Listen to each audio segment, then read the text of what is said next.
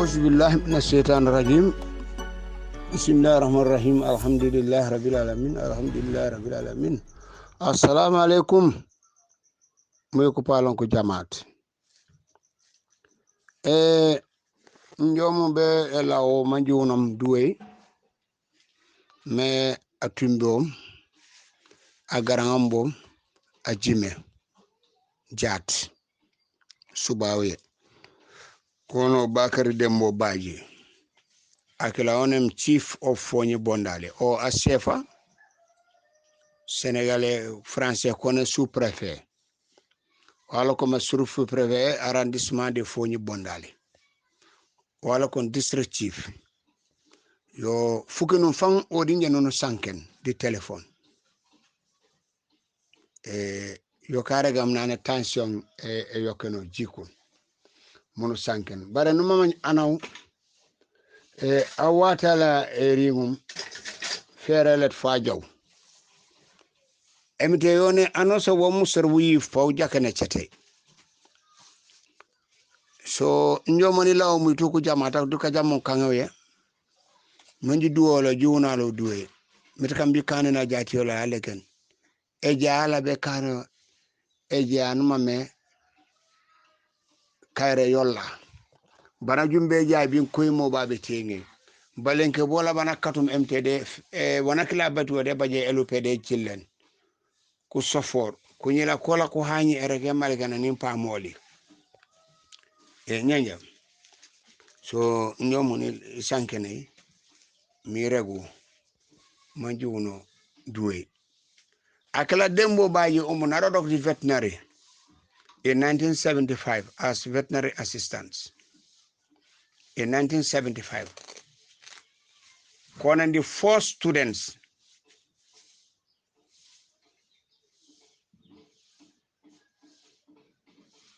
kala kon Brikama secondary foster school 4 students koli buko so akala Dembo in 1975 nala kon broko veterinary watakala we are going to primary school so akala narodok do ben yoku transfer be ITC 2 do narodok do nyoro jada bay tubala kera bola 2 jeren tubala kera bola kaba wasek nyanya so nabim anfana ponalama pointom as Jilma director amaram utu veterinary abuko nakangana chief in 1999 be 2017 koko purenum konan ku sefa kan ku purenum Fonyi akala Bakary Dembo Badji Basiru Jeju Jonkun Kamara konan ku sefa kan ku cesorum Baba Ju Dalil dinni di ayeli bare koku cesorum du kono wankure go wa kono ulbe ka yoleni because ole du yeken si place sigaba ku purenon sefia ke UDP ku banku langitu ibu kole ku bandi kono ha place gawa dan la ko bo director ala e abuko Jilma yobo kono ha numambe ka yolani nyamula ko Fonyi as veterinary assistants narega neno bisimla tambuore langanu senale mitey Bakary Badji mo kameno yo jana emite funaka fola ja furinge fa katola dunia mong dunia nyango nyang paman dimbala nyango nyang pa katola nim pa mola ma katun dunia no nyamola ma katun dunia no wotoni mamma ula tu mu boka kanyena kumunula adjamit kuna ka ko leti sanken because le babdi ba pa mola di nyambom inya okun kuna ko gabaleti sanken so ni mamma manjirambe no mununalu duwe bana jumbe jaay mit kam bi bo koy men pan ko foko ja deser jat jale 18 nalete ja 18 juillet ja july 18 nalete ja sibita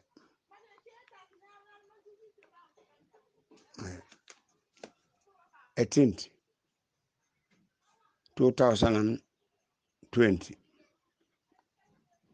So ni mamon tumanjila wujunalo duwe executive opo I say member of the executive APRC. Tombangi Pankujaw, many members Pankujaw. Anemite wala meringa no mango na mat. Wassalam. Salam. Ayatu mamat for juno duwe. Oni la enya muitu kupalo ku muslima tu anosan a muslima a kristano oboka manjuna dembo bakar baji. Wana galon duniya ya mrikambe mte chameno firdausi argana. Mrikambi kane na jati yola alegen. Mrikan mude la beri ngeno di barka be rasul sallallahu alaihi wasallam alquran karim sallallahu muhammad abarka. أعوذ بالله من الشيطان الرجيم بسم الله الرحمن الرحيم الحمد لله رب العالمين الحمد لله رب العالمين الحمد لله رب العالمين na ala subhanahu wa ta'ala tentu min jarta tentula wakola benna interim party leader kontonna Honorable Fabakar Kekendo Tombonjat anala do kunyol mume mbe APRC dingol kontonna milbe Gambia anin Gambia e bantala banko din kendolu banko kanunte dingolu mba folal mume ko assalamu alaikum wa rahmatullahi ta'ala wa barakatuhu nda Muhammad marone mutana nyisibiti lungola nga ala subhanahu wa ta'ala tentu mansa kallanke dunia nemo mario anin lakira nemo mario alhamdulillahi rabbil alamin alhamdulillahi rabbil alamin alhamdulillahi rabbil alamin nga alamari mansa talla tentu famo ketam famata diamla kuwoku mankenna mansasa mankurang fen mankenna mbulolo mitra domanding bari sai alhamdulillahi rabbil alamin nga ala subhanahu wa ta'ala tentu kumandiro siata dolba flego fo ye dendi labang fema hanika diamu nga fone nunko wokewo bama wulu Gambia banko kan min sente denino fo ninga min tonye wo moro bama wulu moro min sente dendino fo nga moro min tonye woto mba fulale ko ni ajem bedere nung mbulol be mutaring domanding wala yatina APRC din kendol Gambia din kendolu atol min kala moy ning hakkilo la wati President Adama Barrow Dembo Bayfos wajuara albal la fero min tambadi kan State House o kono alla fero warta nyawnya ala mari mansatalla la fero wartalti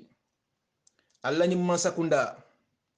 alta nyabe jawyala abe sangarla ngana nyum kuma ko min foteng ning ayatara fanyalom alin jabi wala aliyello aliyekal ala subhanahu wa ta'ala kafuko nyum kuma kan manke tonyadi abal jahallale Adama Barrow aninyi molbe min plan kan State House kono wala mnyidi Adama Barrow e decision tale pour ka Mariama Dentin Bay Mariama Jag Dentin ala faka bayle coming a director of Nawek Bay Nyaming Adama Barrow be tatikle play kan State House kono insha Allahu rabbini ala mari mansatalla son Adama Barrow ita nyabe jawyala abe sangarla a decision tale pour que Yankuba Dabo Bay GRA Yankuba Dabo GRA ala faka bayle dembo bay force la kuma kan ay min fo Adama Barrow wolom nyiti ko yalon atol advisor min be Adama Barrow bala nimmo mantra doku wala amantara do tamandi kan ku nim president la faka decision ta alto nya tamandi dembo bay force itel alpha ya be nyame e kalo e kanyum kuma kan fo Adama Barrow e ka fay ko niye Yankuba Dabo Bay mol bajiral ko ite malef ini mandin ko le dogoge e ko mol bajiral ko adama baro la masakunda amalla fi anim mandinko le doko ke ni mantra doku la le doko mantra kan ku fase bay ndesan adama baro wala nan koy feltale itanya abe jawyala abe sangarla itanya abe jawyala abe sangarla dembo bay fos kalo akafoy ko niyenyil bay mandinkol be boletole ite support sotola kotake ñing tribalism ala bondi alsol kono ni mo yalan ko amantra doku wala ala bondi ala place oto fo mandinkol dammale be gambia banko kambang fo mandinkol dammale be gambia banko kambang e ka fay ko adama baro ile masakunda neñi mol bay min kete yankuba daboti niya bay mandinkol bajira la ko itama lef itani mandinkol doku ke ile masakunda titala mandinkol be boletole adama baro I director of Nawek Bay mundalle kama obe yo idea dialale pour ay Nawek la director bay ay jumale fenan nani juara awo fenan ne ala fa ko use sarkulul kan pour sarkulul sina ataka nyamen adama baro ale banko tanin fanyale la to nyale bal bondila adam baro fon lota steda so af ka fo mole ko patiol min ka register banko kan patiol me banko kan atiyal ko atmanta election win la kotake adam baro kam min foy wala bijen ko ile ñi political party NPP almanta any election conduct la Gambia banko kan insha Allah rabbi nin ala subhanahu wa ta'ala sonda nin ala mari mansatalla sonda dembo byfos wajuara atolle kay kuma kan dundi adam baro kungo kono al feltale atol man banko jede political party yo atol nyaawole je insha Allah rabbi al tanya be jawyale abe sangarla ate adam baro kilim ay senegal kolle ka senegal ko ay kol mun dalila wal kele palmeno tamani nyamen kabrin Macky Sall nata ay kol minke palmeno ka ko dolke adam baron ko ko do bi je ay Macky Sall wati amete wati ko do Macky Sall wati amete adam baro wati kabrin Macky Sall nata amman Sénégalais la palmeno ma dissolve ite ko ayti adam bare ko sembo belale ibe Gambia National Assembly iba dissolve lale ite baro ibe sembo talale ka National Assembly ka dissolve ni a dissolve moleta by election la Allahu akbar President Barrow ile advice buke advice ku wallahi buke advice ku wallahi buke advice ku ni te o dissolve foy pareda ite la sembo betra tamakan palmeno kono molena ye député dol tombong député jama be palmeno kono ile sirango yatani fanyale la ile sirangol yatani fanyale la wodo ko yadi jumala Mariama Dentin nyanda ko tamandi e ko nama tamandi no mo keno iba baylala do ko wolale ite Adama Barrow Gambia National Assembly ba dissolve lale people go back to by election Allahu akbar Adama Barrow tonya ifiltale yeduno la sika imba millong ale Gambia la mansa sirangutani fanyale la tonyale bal bondila insha Allahu rabbi nin ala subhanahu wa ta'ala sonta altanya be jawyala abe sangarla ate Adam Barrow lota ada kono ate leñi fode wallahi billahi tallahi Adam Barrow leñi fo ako nim Mariama Dentin modo koke ate Adama Barrow abe Mariama Dentin baylale ako abe mariama dentin baylale inata ya mari kay ko adama baro inyanda ka sadale bondi dalilu jumalum anyanda ka wasada bondi ikay ko nga nyati nan ku balela gambia banko kan ikay ko ngang moro le nyum faye state house kono abe siring ati anin dembo bayfos wa juara moro le nyum faye kay ko nga nyati nan albala jaw balla gambia banko kan september ni october albala jaw ba nga nyati na wala gambia banko kan yalon meta fole len koy ko albala be jila gambia banko kan ilem masakunda be nimisala altanya be jaw yala abe ngarla adama baron dul ka fen mantre ni ne kan wallahi ndol mantre ni ne kan banko sendi ala subhanahu wa ta'ala la watu la sita moro kay ko ni ben sada bon la min kamara sada ni niya ibe sada ni bon la le region 7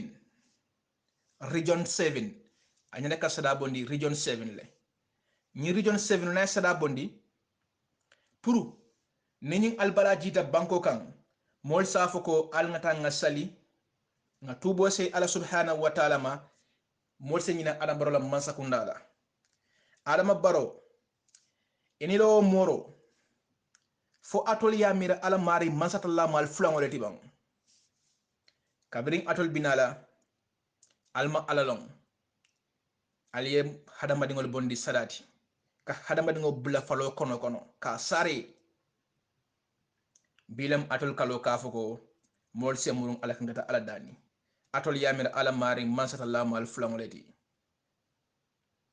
altanya be jawyala be sangarla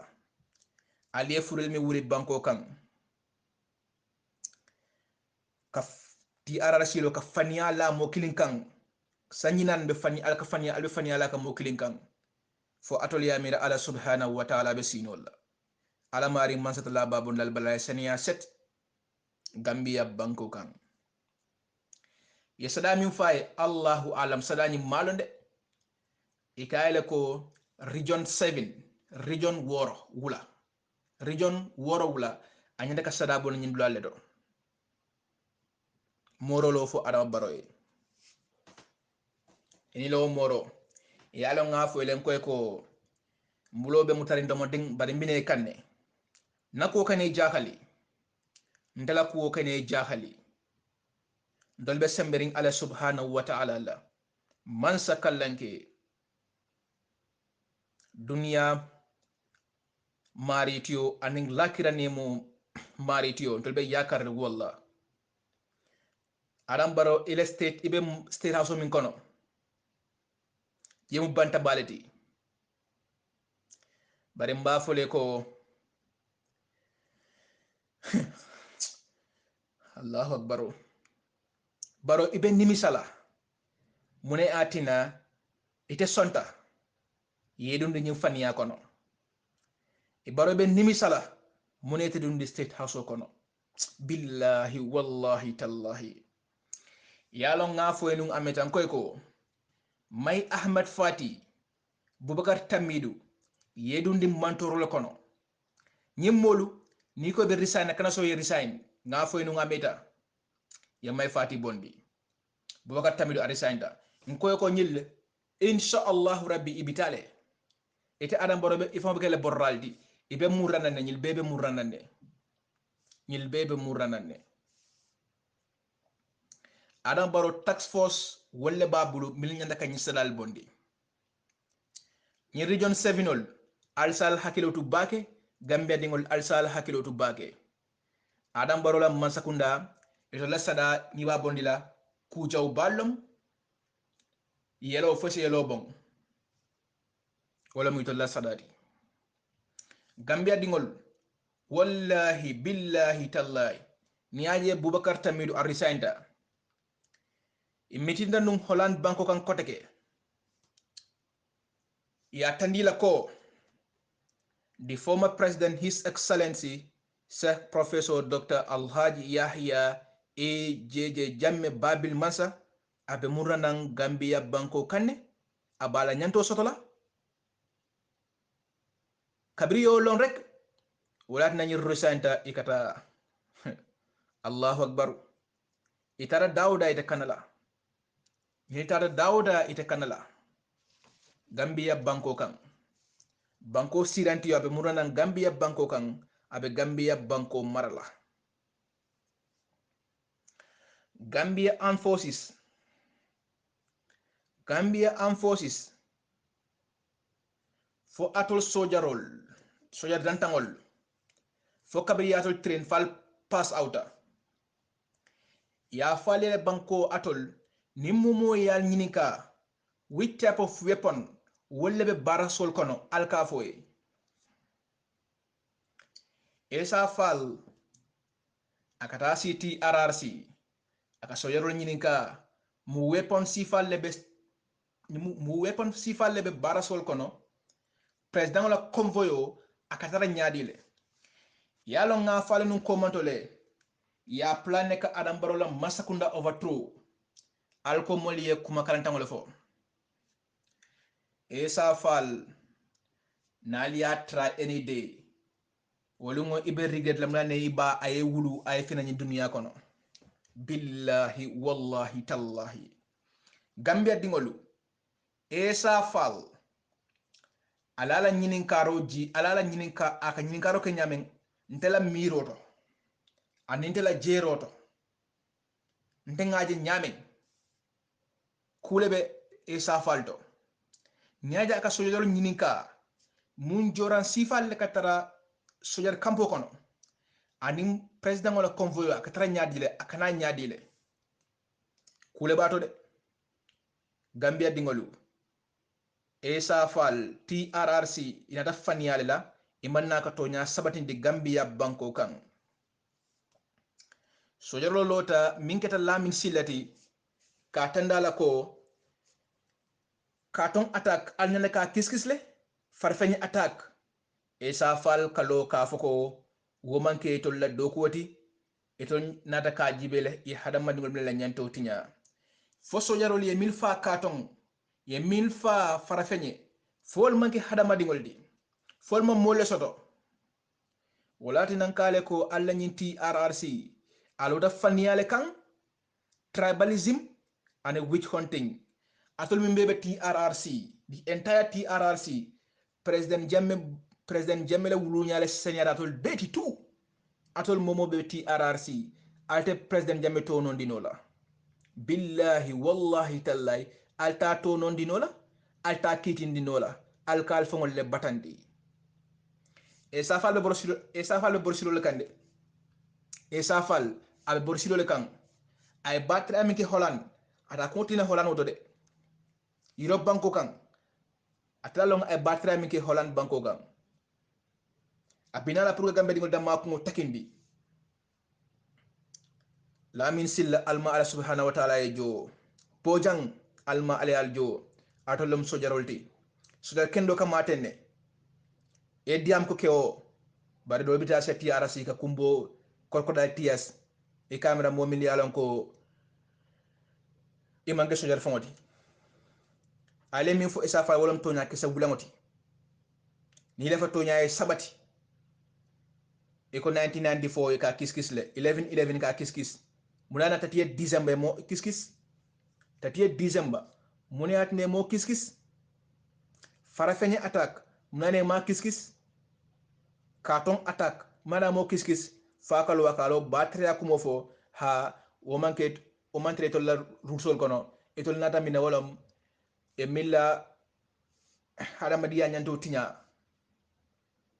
ka kisiro starting from 1994 fotati December akata wati jumalla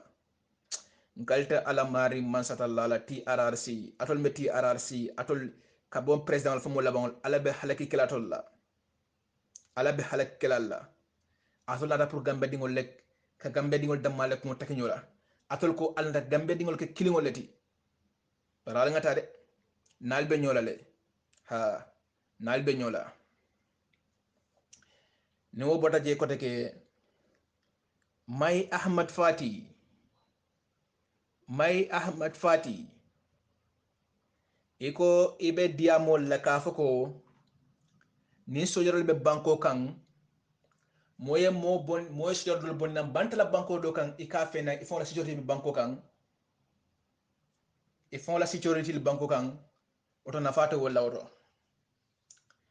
may fati mbe hakilo bulan lete may fati 2017 kabile loring Senegal banko ka yemune fo eko Gambia Armed Forces almol nit ale nit barasol le kono fonatul suetele dawda sembe ko be damendo o watolom o watol albe fere nang yo kuma kan dundi adam baro ko kono beete may fati ko kallo e ko adam baro la masakundale kajafi Allahu akbar Allahu akbar abe manke saloti may Ahmad Fati modo nyanda kallo anyon kuma kan sifa fo o manke te may fati di insha Allahu rabbi ilo kuma kan babon lana YouTube kono le masi yala insha Allahu rabbi nin ala subhanahu wa ta'ala sonda ilo kuma kan kabirbe lowring Senegal banko kan ibe speed di kan ite may fati ila kuma kan kono eko we don't need Gambia Armed Forces, we need them, we need all Gambian National Army back to the barracks, unless when there is anything, if there is power, this time we are going to call them. Atole man outside security, atole me fina banko gang. Bi atole mo killing alkalko adam barola maskunda le jeyi. Akalko le jelay ka kajafi.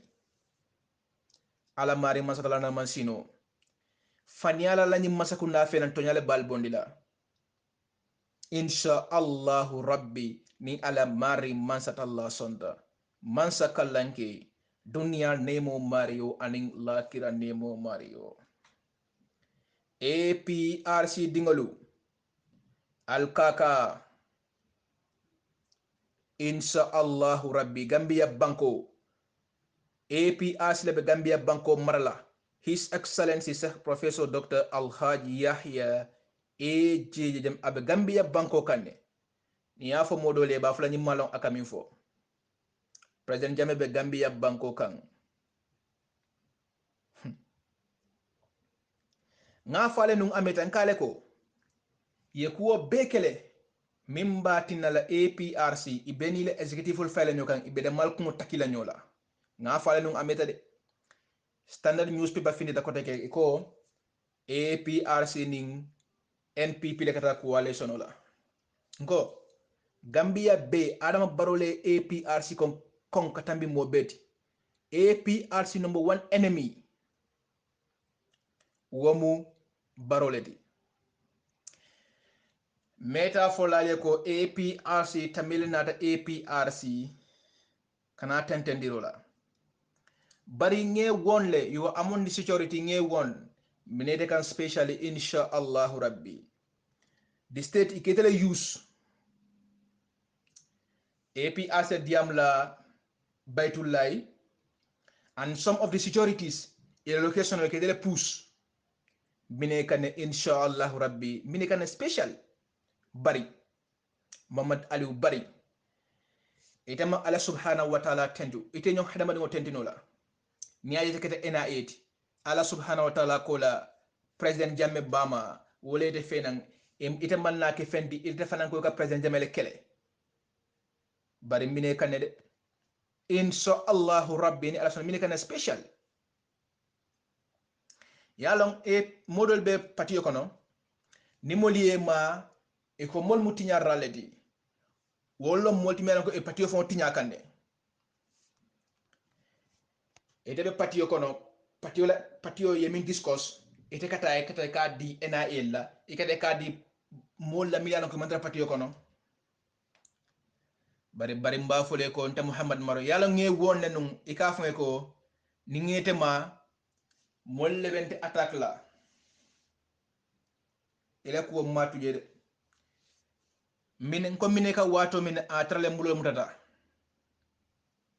paris satandi la ko ansa manine la mine kan special insha Allah rabbi special Gambia dinkendolu mafulale ko September October alsal fangol muta alla bungol kono sama jawo binala Gambia Banko kan sama jawba abinala Gambia Banko kan kasaroɓe kela tiñaroɓe kela faniyami e APRC bondi o mosa siraw kan toñale be APRC murun la Gambia banko kan His Excellency abduna Gambia banko kan samajoɓe busala ala nemoɓe jila Gambia banko kan arjumalungo abduna Gambia banko kan arjumalun jumalom Allahu a'lam APRC albala dia dule insha Allahu rabbi alala wato le sita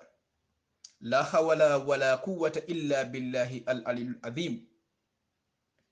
innama amruhum idha arada sayha an yakula lahum kun fayakun adam malam masodi mi ala ku kele idea e baro enile moro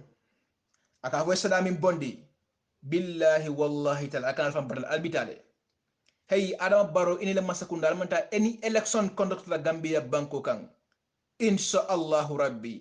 ninga nyindula fo aka dol kon kana fo para momo dalile be bulu ale ndale mankiling hey billahi wallahi tallahi adam barola masakunda manta any election conduct la Gambia banko ka insha Allahu rabbi ala sonda Gambia dingol APRC dinkendol bafral mumeko assalamu alaikum wa rahmatullahi ta'ala wa barakatuhu أعوذ بالله من الشيطان الرجيم بسم الله الرحمن الرحيم الحمد لله رب العالمين الحمد لله رب العالمين بعدين أولو بعدين مسلمول بعدين APRC تونيا فولال غامبيا تونكون نانو بالي كونتون نمبال تنتولان تلمورونتنان الله بعد مالوم أوغا سانه bisibitola somondala tilibulola kontano la kuwo kamma mansata la miye daroke jongol siyata le duniya kono jinol siyata dafengol siyata duniya kono mansaba kilingo atele duniya fene ay tonya fintindi ndamangol tema ay siyol fanan fintindi pour nga ñol suute muslime ya be kerin christianisme be kerin animiste be kerin sila jamale be duniya kono banko kan wo be man satallala darolom alla kallankeya ka qur'ano toñandi ka kila toñandi mimmun nabiyon labango jongol kono duniya misilime o misilime man son toñala ibuka balu toñala iseni misa duniya iseni misa yawmal qiyama mbadin gambienol mbadin misilime kendol mbadin toña folal aliyekumo be banne duniya kono jang gambia banko kan hasidol man son finkintel man son iko audio diyamolal ikadiyamo bare me fan long ala e millon akanyantale babili mansa ala kuola mota jojinola adum ala kurto mo buka sumangay ala aftano white mo buka faye e be nyin dunna wala ite nyin dunna ka tun kilinta bulu niyaje kamera ko kilingo wala babulu babili mansa mbadi ngambenol mbadi muslimol katon fo koyna nga felle soto banko kan doli ya lonne bare baddol mal don milimal don wolle Gambia dundi nimiso kono anin fitino anin hasidiya anin faniya anin ka banko nyini faniya kono ka si faniya kono ka banko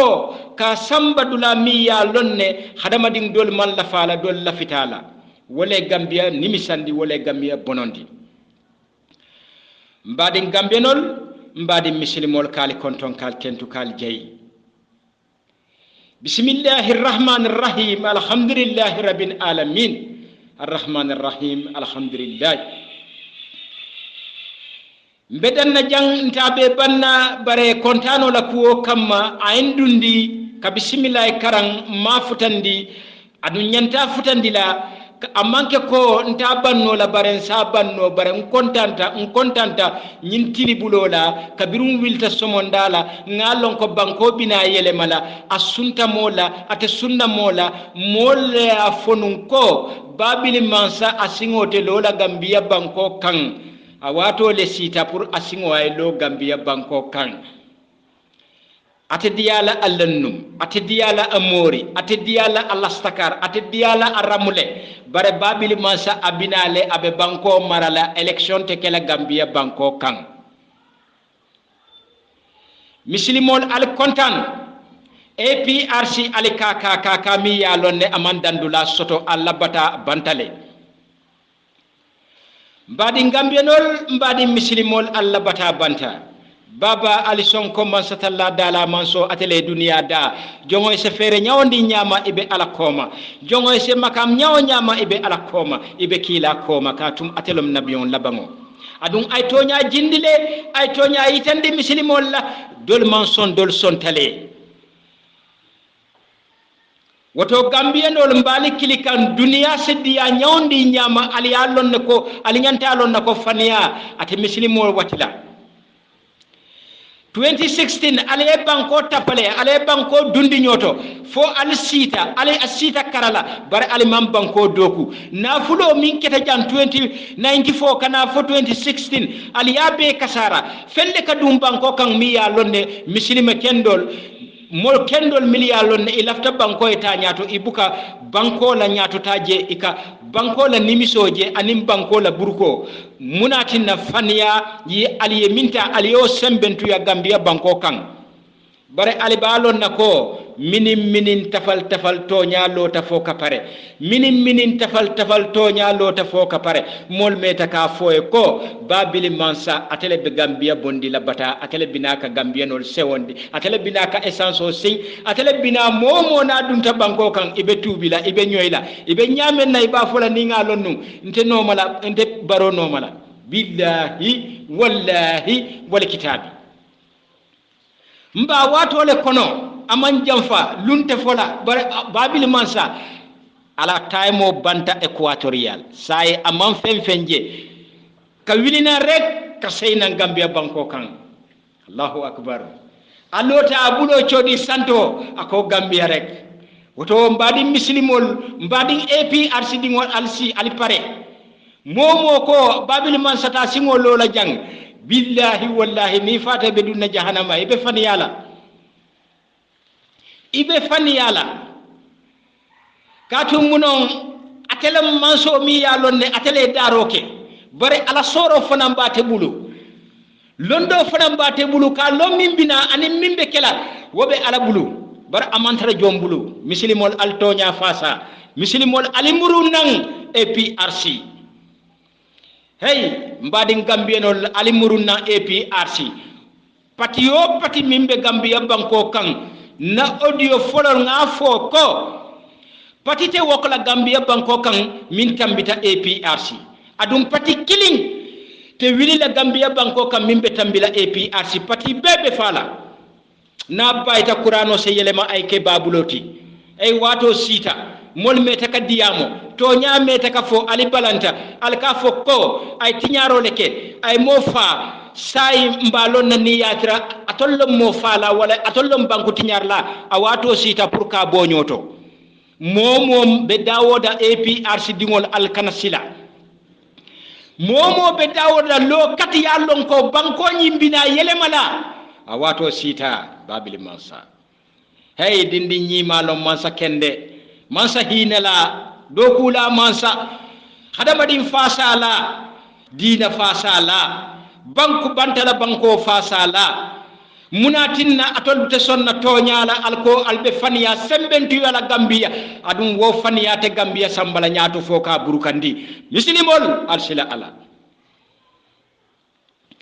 mbemuru la dinoto adum mbemuru la sharia gambia bina diyala diya nyami yalo ne abe tambila 2016 billahi wallahi asombi bojan dimma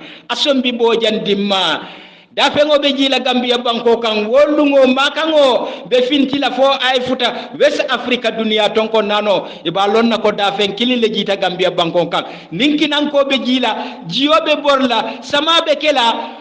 molbe la filaka sila munatin na nemo mimbe na jila Gambia banko kan at this moment ate tambila nyi sama mbe min kono na la sonta man saba man sakallanke dala manso hey politicien ol aldaha ambassadeur ol aldaha député aldaha baro idaha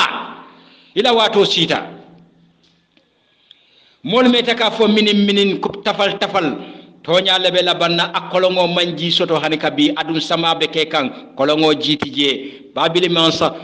ba man sakallanke atela so ay Gambia do kule ay Gambia wasandile ay Gambianol domorondile ay Gambianol jara ay Gambianol hijindi ay dindingol karandi jimalate sonna momo mansong hasido dam momo mansong iko babili mansa man Gambia kata billahi baba imantra muslime kendol le bulu itebe jahannam le bulu itebe kafirol la hani christianol le fesiate ite minka balam president jamme katun Gambia ni aja anyinyata babili mansa sila kendo babili mansa ji kendo babili mansa pompol ye bori babili mansa kurango ye bori babili mansa hey nga sonto nya billahi wallahi wal kitabi babili mansa abina Gambia marala kotoke awato sitale diale kana momo be dawada kana jika kana kija fara sonko wato sita hey billahi wallahi wal kitabi babil man salawato sita ala jamano sita kaji Gambia banko kan yirol be jijala dafengol be jijala nisol be jijala albe tamasero jela hani falol ibe tamasoro le fintindila muslimol kono ka donko mo nyimale ka dundan Gambia banko kan mo hina ba mo balafa ba mo dokula itafola ya bang mo sifa nyadi ale mankut sifa nyadi de jindi Gambia banko kan hey momo kadiya mo audio to kata baytulay jilanko jamme jiba kulu kata prof baji nyol be ngamin long babil man salawato sitale mo kana sila adu mo kana jija molka foko kari akamin fo amalong wala ngabula politiko noma meta ka foko politique te Gambia banko kan billahi wallahi wal kitabi patikilinte so wabsla patikilinte balula Gambia banko kan abantale hey ni be ko di nyino la ko do nyini sila seneng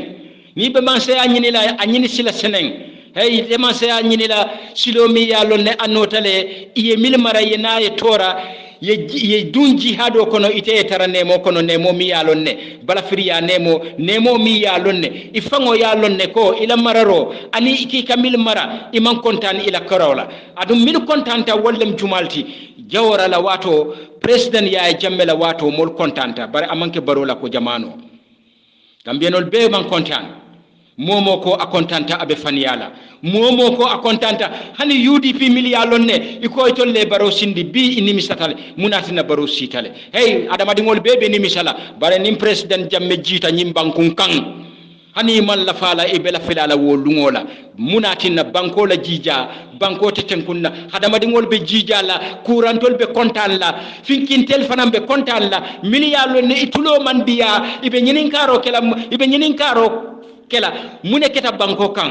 isa tama ser ko da fen kendo le jita Gambia banko kan mimbota Gambia banko kan la ilaha illallah sayyidina Muhammad rasulullah tala sallallahu alaihi wasallam babil man sabe jida banko kan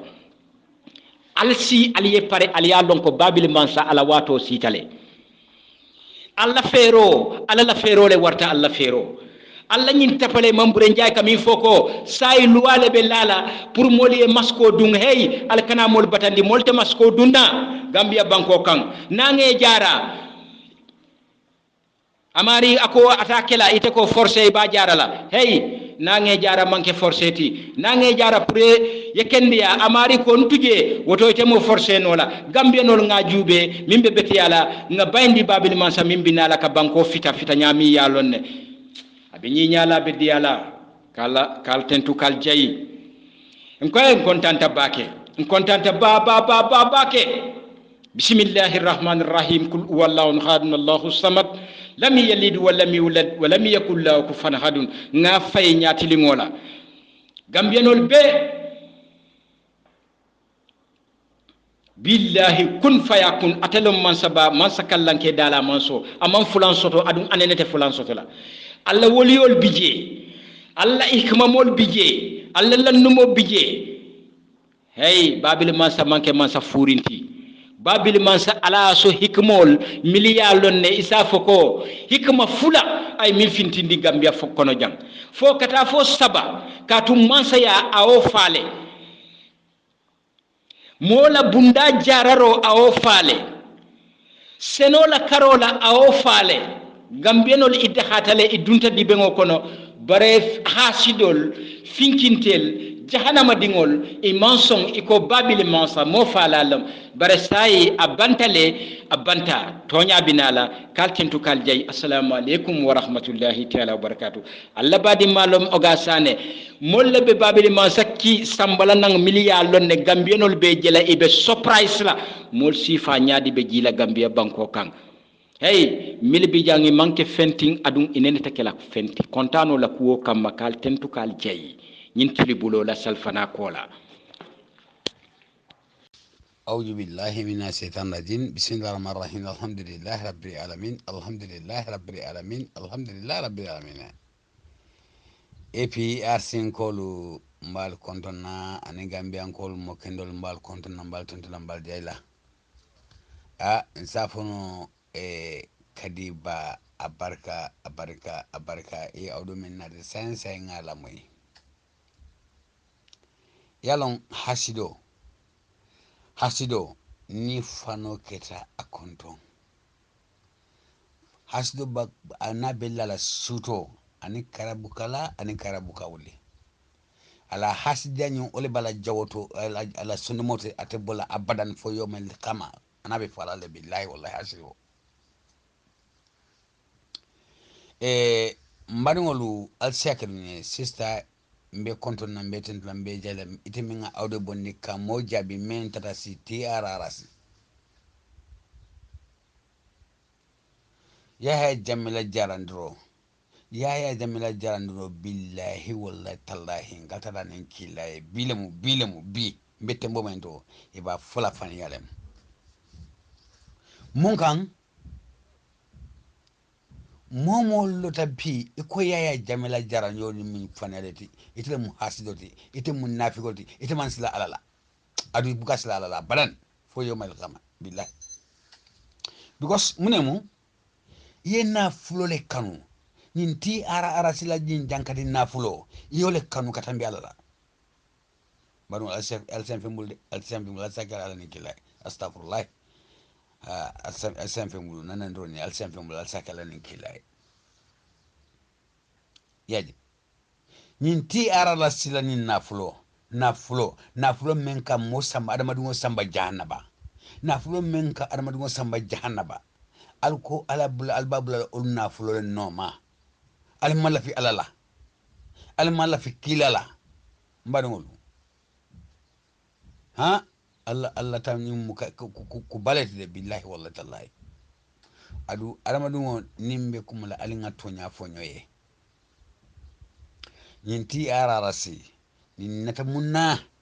ni manna ka foka gambia ka kilindi de inata ka gambia ka fitna le wulindi gambia ni nata pour ka ya jamila toletinya ni nata le ka ya jamme itolla tuminna mende la ngannoto ito suda abadan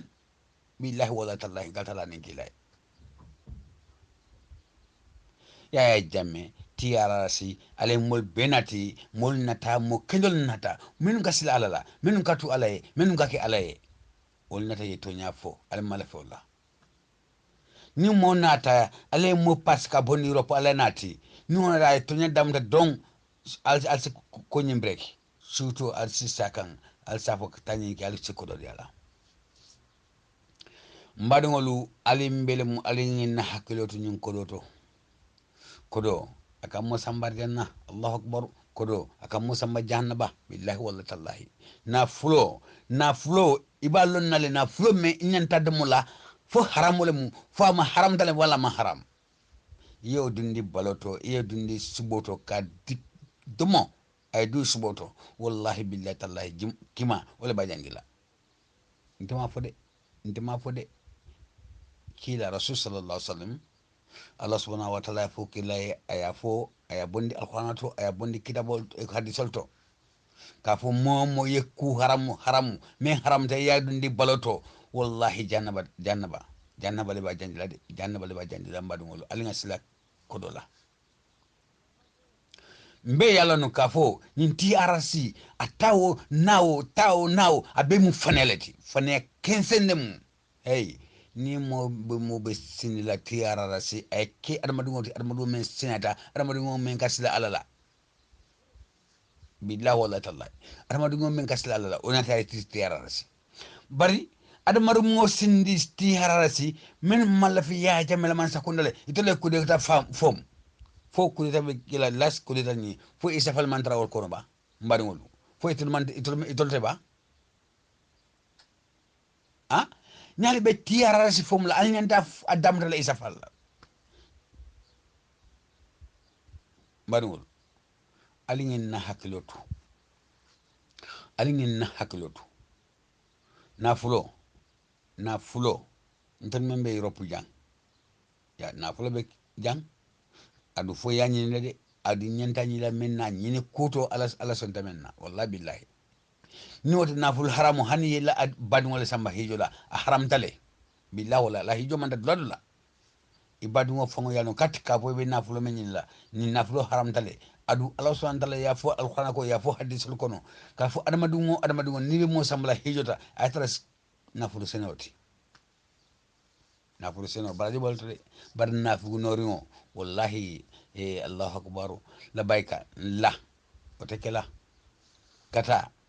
rasul sallallahu alaihi wasallam kata la kabro la kafo ba kontonna ate dan kunna mbadu ngolu atekela badan non atekela badan wallahi billahi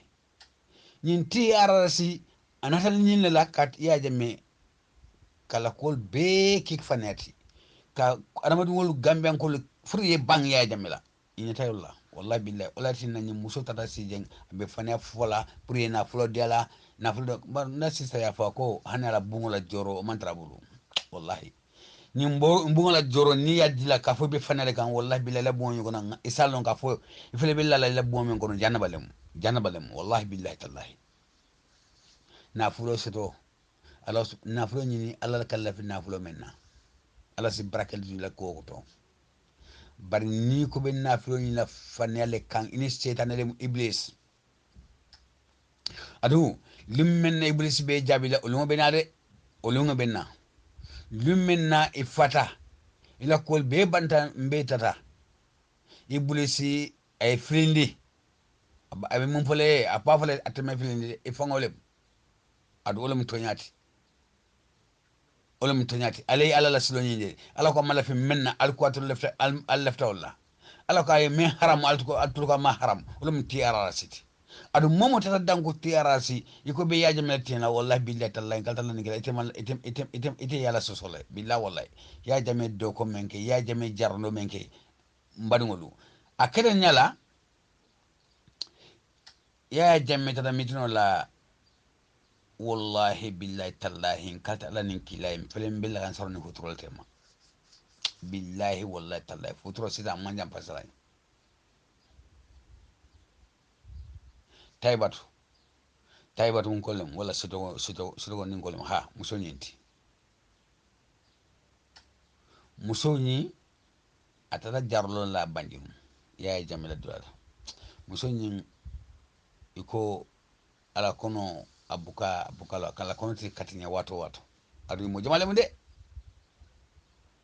atata ajarata ya jame ya jarande billahi wallahi tallahi ala ya jame ma ko fa jarata yaje ay mus jama tambaje kay bondi tebata na timbo dani to ke sam bani ya jame mo jama jara wotude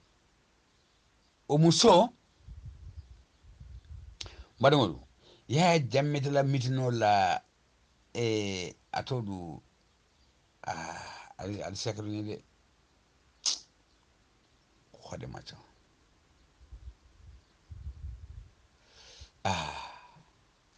nyara sato do malninga sato do mabel na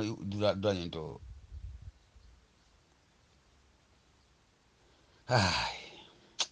silang ya jamme taraje mbel taraje o mitun la wata mol ni campagne be nyola yaje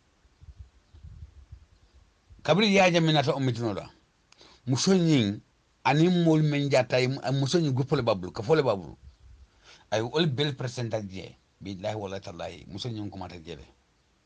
kabra kuma ta dron ako ala mol le yebo ala musulme ayebo ndi yaje ibel ne na fole ni la dondi ko dendi ko APS la dondi ko e ko ni muslim tabaton ko leti ni tara jare bañinu ya jame be jara badngolu ni bi tenna taybe faniya fola ibuka malu ibuka sila alala ibuka sila armadungol la ibuka malu armadungol la armadungo buka sila alala o temol la armadungol la wallahi billahi kasi television kono television e bondi faniya fo madum la sekru ni saynam jakunda ya jame na umitino la jakunda mbestirinje billahi wallahi tallahi musol bota ayala fonnen kafo ay be kilinata akonyi mbembe jam wallahi billahi akaldala ni kila yaje men mbembe jarale ite we na fania fola science ente ninte boto wuliya fania ha ya jamme borom la fo ite jina sedane borom ke hey attention ha wallahi billahi tallahi kaldala ni kila sabari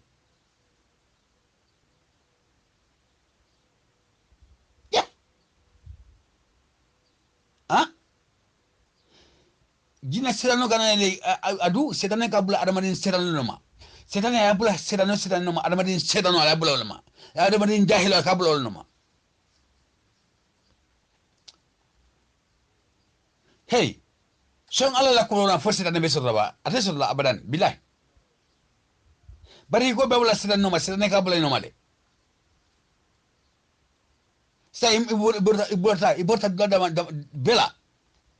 say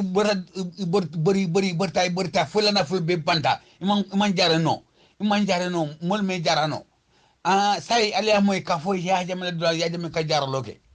say borta taraje e tamodi la ye jara fem be konoto ibe borodi la abi alquran allahu akbar la ilaha illallah sayyidina muhammad rasulullah sallallahu alaihi wasallam allahu akbar akfir wala koni fisri wala kafir yalam billahi wala tallahi fisri wala yaji ye kafiro nuwote islam wala daddi ko manke fisri wala billahi wala fisri wala mambetia Allah subhanahu wa ta'ala fisri wala ya haramu ni nyanta be mbe ya haramu nasono moto ay faramu nasono moto he madungolu iko dolo haram tale est-ce que islam hakka dolo mi ba atami ba al tukari alinga fisri wala yake dolo tiba my friend ala ke ala ni kilay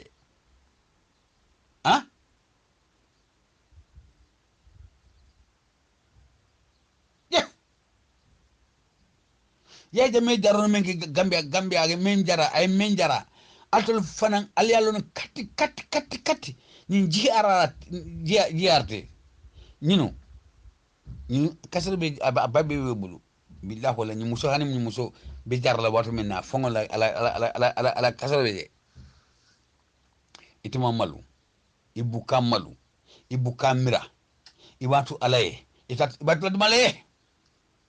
adu ya fole ko hani ila ululalu ili mantra kula hani ila dungo mantra kula ite eske ila labanyi masro ba adu armadungo ni ko be nay be yaaja meltin la wallahi billahi tallahi kaltala nin kilay ma fo nandro de inandro king fo rom ndol be saman la alala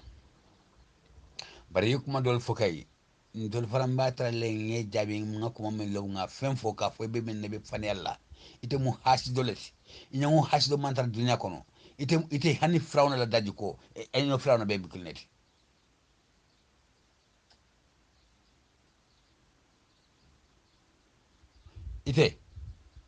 ite ko la buka musida la muso ni mbetel mamene ibuka sila la fes wita ci tiara ci ka fo be fane fola kay ka ko nyini boni isa fal ni membe oni ala silama mange kriti kasila la hani yano isa fali muhammadian la kafo abijele ngaje ala piso trabe mbulu ala piso trabe mbulu mal piso ni ngadu akedo da ba mbulu na kompita kono abestini yo kala ahmadian la nyaton ko de allahu akbar la ilaha illallah hey alaje nyin tiarasi ale sa mumul min nati nyin tiarasi wala dina fala je falakile de billahi wallahi ali ngata don assalamu alaikum mbal be konton na mbal ten mbal jalak kata ko na fo kato af AP asa groupe B ani gamela mo kendel mbal konton na mbal ten dan na bado mamad bajabe sin assalamu alaikum wa rahmatullahi ta'ala wa barakatuh sallallahu ni ala sonta ni muso min awde bondi mal fo fatu nyaadle mba mbelo jabila ha ala ka formol ko audio ki tenda formu ko tare assalamu alaikum wa rahmatullahi ta'ala ali ya fembulde na malika kawni man sine wa assalamu alaikum